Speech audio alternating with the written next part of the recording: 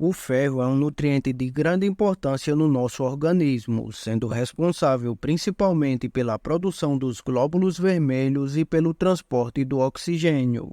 A deficiência desse nutriente no nosso organismo afeta grande parte do metabolismo celular e pode causar diversos problemas de saúde. Mas vamos tratar de um problema em específico: a anemia. Uma doença que reduz a capacidade de aprendizado, diminui a produtividade, retarda o crescimento, causa baixo peso ao nascer e mortalidade perinatal. Mas existem alguns fatores alimentares que podem ajudar a corrigir esse tipo de anemia. Então, vamos entender um pouco mais sobre as situações em torno dessa doença. Oi, eu sou Leonardo e sejam bem-vindos ao Difusão Simples. Também chamada de anemia por deficiência de ferro, a anemia ferropriva é o tipo de anemia mais comum, sendo causada pela privação ou deficiência de ferro no organismo. Sua progressão é lenta, porque pode levar meses para que as reservas de ferro no nosso corpo se esgotem. Uma vez que as reservas de ferro vão diminuindo, a medula óssea passa a produzir menos glóbulos vermelhos. E quando as reservas se esgotam, há uma redução no número, tamanho e teor da hemoglobina. Segundo o Ministério da Saúde, esse é um tipo de problema nutricional frequente e que surge principalmente em crianças, mulheres em idade fértil e gestantes.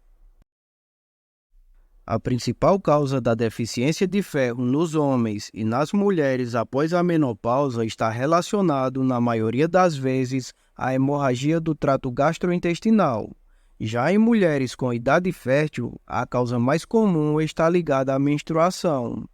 A deficiência de ferro também pode ser resultado de uma dieta pobre em ferro nos períodos de maior necessidade, como nos bebês, crianças pequenas, meninas adolescentes e mulheres grávidas.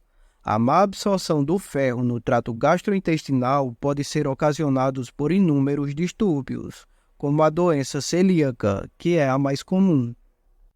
Mas existem, na alimentação, algumas combinações que aumentam a absorção desse nutriente no trato gastrointestinal, enquanto outras prejudicam. Alguns estudos mostram que o consumo de café próximo ou durante a refeição pode reduzir a absorção do ferro. Isso acontece porque o café possui algumas substâncias, como os taninos e os polifenóis, que ligam-se ao ferro, dificultando sua absorção. Por outro lado, consumir fontes de vitamina C juntamente com a refeição pode melhorar a absorção de ferro. Isso acontece devido ao seu pH ácido, que converte o íon férrico em íon ferroso, que é mais facilmente absorvido. Os níveis de ferro no corpo apresentam uma variação de 2,5 a 3,5 gramas, sendo encontrado em maior quantidade nos homens do que nas mulheres, devido a uma diferença na quantidade de massa corporal e pela perda de sangue durante a menstruação. A absorção do ferro costuma acontecer na região do duodeno, e a maior parte da nossa reserva é encontrado na hemoglobina e na ferritina. O ferro pode ser M e não M, que são encontrados em fontes diferentes de alimentos e apresentam diferenças na forma de absorção. O ferro M é de origem animal e é absorvido com facilidade pelo corpo. Já o não M é de origem vegetal e precisa passar por alguns processos até chegar na forma ferrosa para ser absorvida. Quando o ferro é absorvido, a transferrina o conduz da mucosa intestinal para os eritroblastos, fígado e placenta. Quando há uma deficiência de ferro, a transferrina aumenta como uma forma de resposta à redução nos níveis de ferro. Os sintomas da anemia ferropriva não são específicos, mas é comum observar falta de ar, fadiga, fraqueza, tontura e palidez. Em casos graves podem surgir glossite, unhas quebradiças, coloníquia, quelite angular e picafagia, um distúrbio em que as pessoas afetadas sentem vontade de comer gelo, terra e até giz. Para realizar o diagnóstico inicial, é solicitado um hemograma, que por si só detecta se a pessoa tem anemia ou não. Depois, podem ser realizados exames para deficiência de ferro.